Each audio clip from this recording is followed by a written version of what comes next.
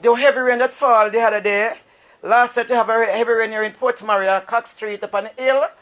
And then this wall that is still falling on the ground here with mesh, it tear down on my neighbor house there. He has no house, the Val Thompson, otherwise Tess.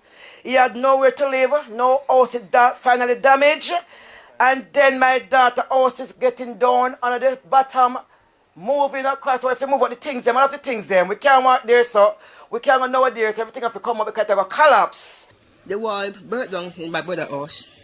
That is a landslide. I'm going to move about 10, 12 block. Me son Delta run like corner, I run.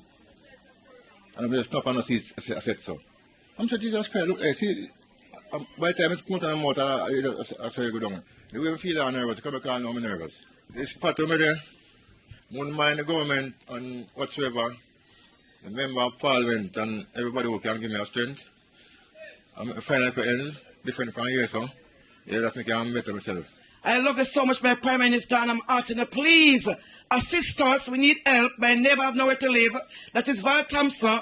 My daughter's house need to fix. We don't have it like that. We are very poor. So you are here to help us. I'm asking you, please help us, my Prime Minister. We need help. Send help towards us, please.